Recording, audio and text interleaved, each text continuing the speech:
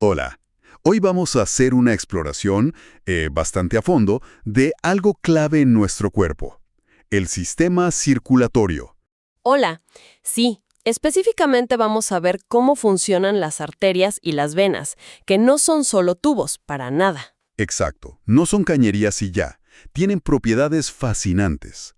Hoy nos centraremos en su elasticidad, en cómo se estiran y también en cómo almacenan sangre.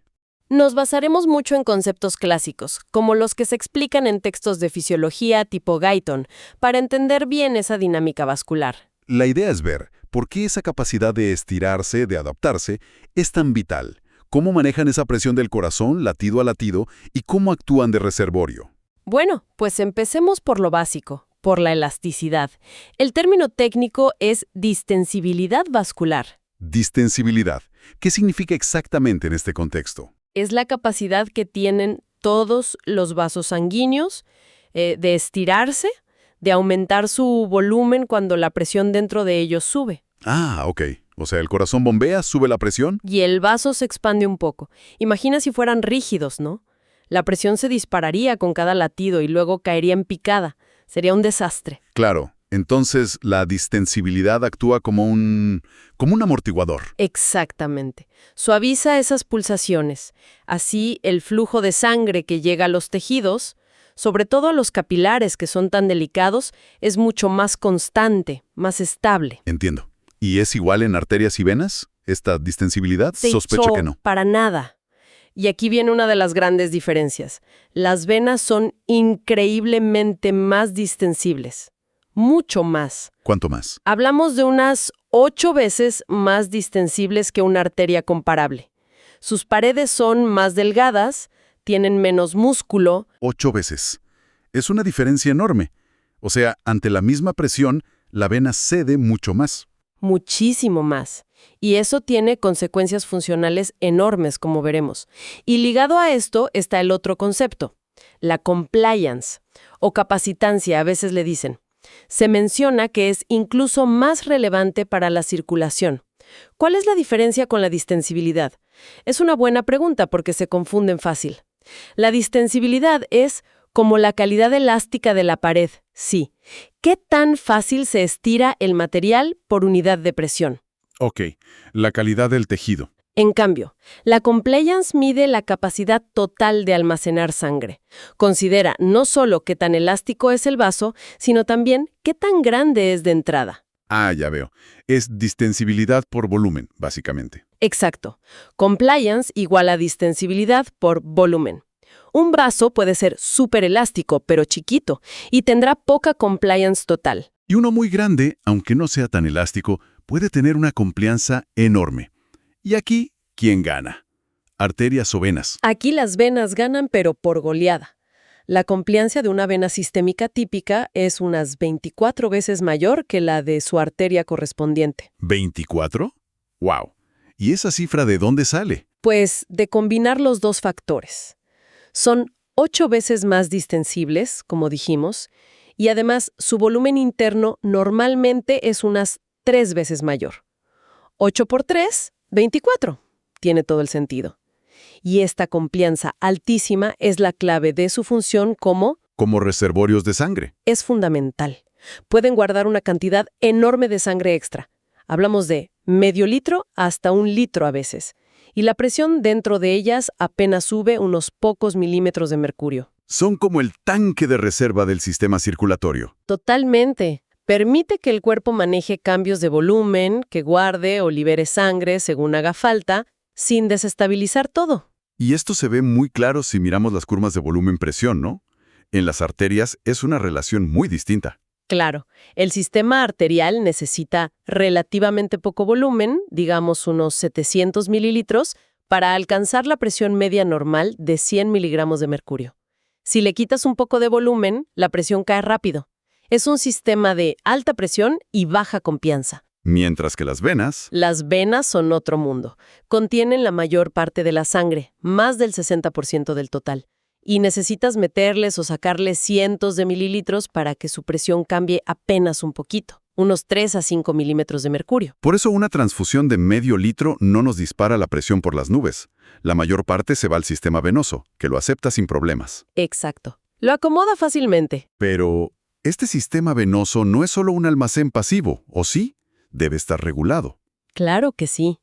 Está bajo control nervioso, principalmente del sistema simpático. El sistema de lucha o huida, ¿qué hace aquí? Cuando se activa, libera noradrenalina, que hace que el músculo liso en las paredes de los vasos, tanto arterias como venas, se contraiga.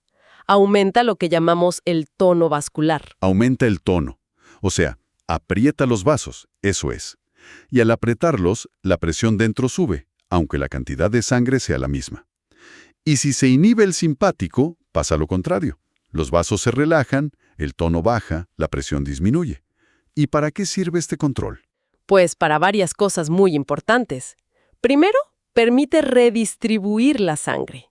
Si el sistema simpático contrae las venas... Exprime la sangre de ese reservorio. Exacto. La empuja hacia el corazón. Eso aumenta la cantidad de sangre que el corazón puede bombear hacia las arterias. Muy útil si necesitas más flujo, por ejemplo, durante el ejercicio. ¡Qué inteligente! Y me imagino que en una hemorragia esto debe ser vital. Fundamental. Si pierde sangre, el sistema simpático se activa a tope. La constricción de las venas reduce el tamaño efectivo de todo el sistema vascular. Es como si el contenedor se hiciera más pequeño para ajustarse a la menor cantidad de líquido. Y así la circulación puede seguir funcionando más o menos normal. Mecanismo de compensación potentísimo. Increíble. Y hay otra propiedad interesante que mencionan, la complianza diferida o relajación por estrés. Suena un poco raro. Sí, el nombre es curioso. Es una característica propia del músculo liso vascular. Imagina que inyectas rápido un volumen extra en una vena. La presión sube de golpe, claro. Lógico. Pero si mantienes ese volumen extra ahí, la presión no se queda tan alta. Empieza a bajar lentamente, gradualmente, durante minutos, incluso horas. ¿Y eso por qué? Como que el vaso se acostumbra. Algo así. Las fibras de músculo liso, al estirarse bruscamente, primero ofrecen resistencia, pero luego, poco a poco, se van reacomodando a esa nueva longitud estirada. Disminuye la tensión en la pared y, por tanto, baja la presión interna, aunque el volumen siga siendo el mismo. Es una adaptación lenta, pasiva. Una adaptación automática. ¿Y qué ventaja tiene? Permite que la circulación se ajuste a cambios de volumen más sostenidos en el tiempo. Por ejemplo, si recibes una transfusión lenta, ayuda a que el sistema acomode ese volumen sin que la presión suba demasiado. Y al revés, si hay una pérdida de volumen lenta, ayuda a mantener la presión. Muy útil también. Ahora, volvamos a las arterias y a ese pulso que sentimos. Cada latido expulsa sangre, la sístole, y eso distiende la aorta y las arterias principales. Y ahí, la compliancia arterial, aunque menor que la venosa, es crucial. Esa elasticidad es la que amortigua la onda de presión. Sin ella, la presión sistólica sería altísima y la diastólica bajísima. Claro, la complianza suaviza ese golpe. Recordemos las presiones. Sistólica, el pico máximo. Diastólica, el punto mínimo entre latidos. Y la diferencia es la presión de pulso. Exacto. ¿Y qué determina qué tan grande es esa presión de pulso? ¿Qué tan amplia es la onda? Principalmente dos factores. 1. ¿Cuánto volumen de sangre bombea el corazón en cada latido? O sea, el volumen sistólico. Ok, más volumen, más estiramiento, más diferencia de presión. Correcto. Y el segundo factor es la complianza del árbol arterial. ¿Qué tan elásticas o rígidas están las arterias? Entonces, si las arterias son más rígidas, menos compliantes. Por lo tanto, la presión de pulso será más alta. Sube si aumenta el volumen sistólico o si disminuye la complianza. Y esto es típico con la edad, ¿cierto? Las arterias tienden a endurecerse, lo que llaman arteriosclerosis. Sí, lamentablemente. Pierden elasticidad, pierden complianza. Y por eso en personas mayores es común ver que la presión sistólica sube más que la diastólica y la presión de pulso se hace más ancha, a veces hasta el doble de lo normal. Es un cambio muy característico del envejecimiento vascular. Y supongo que algunas enfermedades del corazón también modifican esta forma del pulso arterial. Por ejemplo, si la válvula aórtica está estrecha, estenosis aórtica. Ahí sale menos sangre del corazón hacia la aorta en cada latido. El volumen que distiende la arteria es menor. Entonces, la presión de pulso será más baja, más pequeña. Es un pulso débil, que se llama parvos. ¿Y si la válvula aórtica no cierra bien? Insuficiencia aórtica. En ese caso, después de cada sístole, cuando el corazón se relaja, parte de la sangre que estaba en la aorta se regresa al ventrículo. Esto provoca que la presión en la aorta caiga muchísimo durante la diástole, a veces casi a cero. O sea, la diferencia entre sistólica y diastólica se hace enorme. Exacto. Una presión de pulso muy, muy amplia. Y además, se pierde una muesca característica en la curva de presión, la incisura dicrótica. Son cambios que un médico puede detectar y le dan pistas. Esta onda de presión, este pulso, viaja por las arterias, va a la misma velocidad que la sangre misma. No, para nada. Va mucho más rápido. Es una onda de distensión que se propaga por la pared arterial. Puede ser 15 veces más rápida o incluso más que el flujo de sangre dentro del vaso. 15 veces. Y su velocidad no es constante, ¿verdad? No, va aumentando a medida que las arterias se hacen más pequeñas y, de hecho, menos complientes, más rígidas. En la aorta puede ir a 3-5 metros por segundo, pero en las arterias pequeñas de las piernas o brazos puede alcanzar 15, 20 hasta 35 metros por segundo. Increíble velocidad. Y a medida que esta onda viaja hacia la periferia, hacia las arteriolas, los capilares, ¿qué le pasa a la intensidad de la pulsación? Se va amortiguando, se va apagando. La diferencia entre la presión sistólica y la diastólica se hace cada vez más pequeña. La propia complianza de los vasos, que también absorbe parte de la energía de la onda de presión. Cuanta más resistencia, más complianza haya en un segmento, más se amortigua el pulso al pasar por él. Y el resultado final de toda esta amortiguación Es que cuando la sangre finalmente llega a los capilares, que es donde tiene que ocurrir el intercambio de oxígeno, nutrientes, desechos, el flujo ya es prácticamente continuo. Casi no hay pulsaciones. lo cual es fundamental para que ese intercambio sea eficiente y para proteger esos vasitos tan finos. Totalmente. Un flujo pulsátil muy fuerte dañaría los capilares y dificultaría el intercambio. Tiene todo el sentido. Muy bien, volvamos ahora al sistema venoso. Ya dijimos que es un gran reservorio por su alta compliance, pero hablemos de las presiones ahí. Es un sistema de baja presión. ¿Cuál es la presión de referencia? La presión clave en el lado venoso es la presión venosa central, la PVC. Es la presión que hay justo en la aurícula derecha, a donde llega toda la sangre venosa del cuerpo antes de entrar al ventrículo derecho. ¿Y cuánto vale normalmente? Sorprendentemente, muy poco. Lo normal es que esté alrededor de 0 milímetros de mercurio, o sea, igual a la presión atmosférica que nos rodea. 0. Pero ¿cómo puede ser tan baja si está llegando sangre constantemente? Es un punto de equilibrio muy dinámico. Depende, por un lado, de qué tan bien el corazón derecho es capaz de bombear la sangre que le llega hacia los pulmones y, por otro lado, de cuánta sangre tiende a fluir desde todas las venas periféricas hacia esa aurícula. Vacía la aurícula y mantiene la presión baja. Exacto. Y si el corazón falla o si llega demasiada sangre de las venas, la presión en la aurícula empieza a subir. ¿Qué cosas hacen que suba la PVC típicamente? Bueno, la causa más común es la insuficiencia cardíaca derecha. El ventrículo derecho no bombea bien, la sangre se acumula hacia atrás. También un aumento grande del volumen sanguíneo total, como cuando hay una sobrecarga de líquidos o una transfusión muy grande. Y la constricción venosa por el simpático. También la puede aumentar, porque aprieta las venas y empujan más sangre hacia el corazón. ¿Ok? Y las venas que están más lejos, en los brazos, en las piernas, ¿también tienen presión cero? No exactamente. Incluso estando acostado, suele haber una pequeña resistencia al flujo en las venas grandes que van hacia el tórax.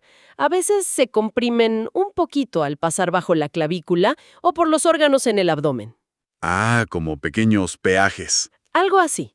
Y eso hace que la presión en las venas periféricas sea normalmente un poquito más alta que la PVC, usualmente unos 4 a 6 milímetros de mercurio por encima de la presión en la aurícula derecha. Pero el gran factor que complica todo en las venas, sobre todo de la mitad inferior del cuerpo, es la gravedad, ¿no? Cuando estamos de pie. Sin duda. Es el efecto de la presión hidrostática, el peso de la propia columna de sangre. Por cada más o menos 13,6 milímetros de altura vertical que haya por debajo del nivel del corazón, se añade 1 milímetro de mercurio de presión. Entonces, si estamos de pie, quietos, y la aurícula derecha está a 0 milímetros de mercurio, ¿qué presión tendríamos en las venas de los pies? Calcula la altura. Puede llegar fácilmente a unos plus 90 milímetros de mercurio, solo por el peso de la sangre. 90. Eso es altísimo para un sistema que se supone de baja presión. ¿Cómo demonios hace la sangre para volver al corazón, desde los pies, venciendo esa presión y la gravedad? Ahí es donde entra en juego uno de los mecanismos más ingeniosos de la circulación, la llamada bomba venosa o bomba muscular. Y necesita la ayuda de las válvulas venosas. Las válvulas. Cuéntanos cómo funciona este sistema. Bueno, muchas venas, sobre todo en las piernas y brazos, tienen en su interior unas válvulas. Son como pequeños pliegues que permiten que la sangre fluya solo en una dirección, hacia el corazón. Impiden que se vaya para atrás, que caiga por gravedad. Ok, con puertas de un solo sentido. Y la bomba muscular. Cada vez que caminamos, corremos o simplemente contraemos los músculos de las piernas, como los gemelos, esos músculos aprietan, comprimen las venas que pasan por ahí. Y cómo las válvulas impiden que la sangre se vaya hacia abajo. La única salida es hacia arriba, hacia el corazón. Cada contracción muscular ordeña un segmento de la vena, impulsando la sangre contra la gravedad. Es brillante. Una bomba que funciona con nuestro propio movimiento. Y es muy efectiva. Cuando caminamos, esta bomba puede reducir la presión venosa en los pies a menos de plus 20 milímetros de mercurio en lugar de esos plus 90 que tendríamos estando quietos. Facilita enormemente el retorno venoso. ¿Y qué pasa si alguien tiene que estar de pie, quieto, mucho tiempo, por trabajo, por ejemplo? Pues que la bomba muscular no funciona. La presión en las venas y también en los capilares de las piernas se mantiene altísima, cerca de esos 90 milímetros de mercurio. ¿Consecuencias? Primero, sale mucho líquido de los capilares a los tejidos. Se produce edema, hinchazón en los tobillos, en las piernas. Y segundo, una cantidad importante de sangre queda atrapada en esas venas dilatadas de las piernas, reduciendo el volumen de sangre que circula activamente por el resto del cuerpo. ¿Tanto como para causar problemas? Sí, se estima que unos 15 a 30 minutos de estar de pie completamente inmóvil se puede perder hacia las piernas hasta un 10 o 20% del volumen sanguíneo central. Eso puede hacer que baje la presión arterial y la persona se desmaye. Impresionante. Por eso es tan importante moverse un poco, aunque sea contraer los músculos de las pantorrillas de vez en cuando, si uno está mucho tiempo de pie. Fundamental. ¿Y qué pasa cuando esas válvulas venosas fallan? Ahí es donde entran las famosas venas varicosas, ¿verdad? Exactamente. Las varices aparecen cuando las válvulas se vuelven incompetentes, o sea, no cierran bien o incluso se destruyen. ¿Por qué pasa eso? A menudo es porque las venas han estado sometidas a una presión muy alta durante mucho tiempo y se han ido dilatando, estirando. Piensa en embarazos o en personas que trabajan de pie durante años. La vena se estira, aumenta su diámetro, pero las compuertas de la válvula, las valvas, no crecen con ella. Y entonces ya no juntan bien en el medio, dejan un hueco. Claro. La sangre puede refluir hacia abajo, y si las válvulas fallan, la bomba muscular deja de ser efectiva. Y se crea un círculo vicioso. Correcto. La presión en las venas de las piernas se mantiene alta crónicamente, incluso al moverse.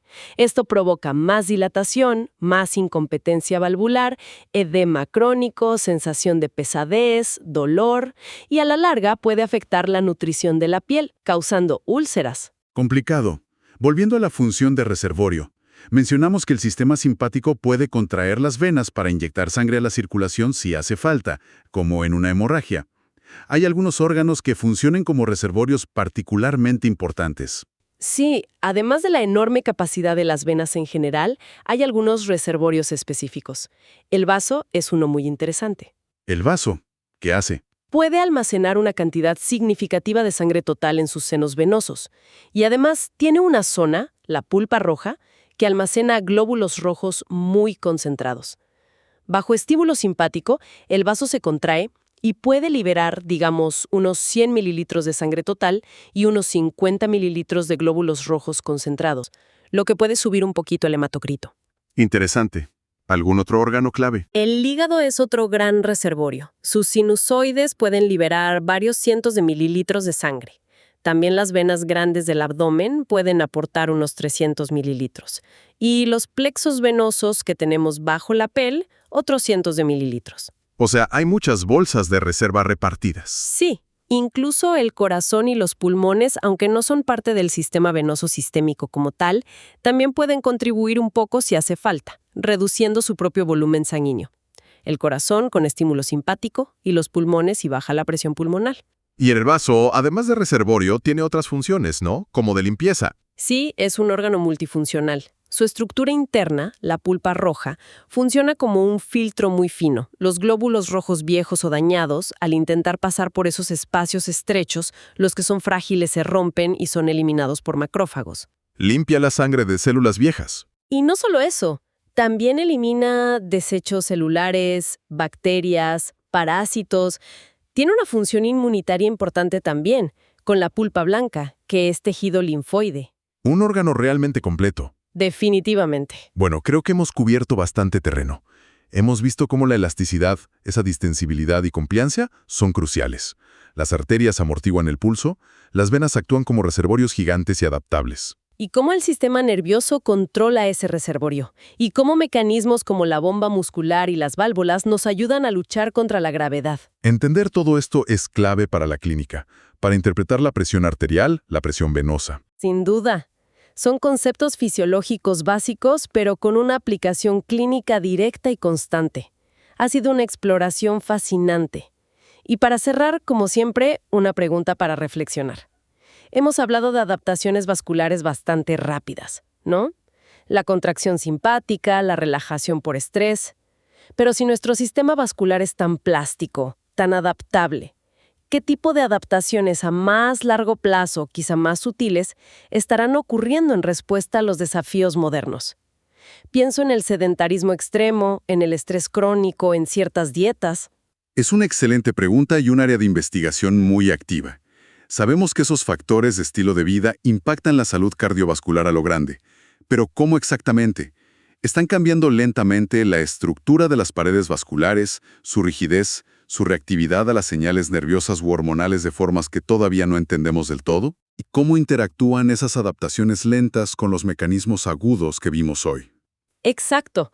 Modifican la respuesta a una hemorragia, la capacidad de adaptación a un cambio de postura. Es muy probable que sí, y desentrañar esos mecanismos a largo plazo es fundamental para prevenir y tratar mejor las enfermedades cardiovasculares. Definitivamente, algo en que seguir pensando.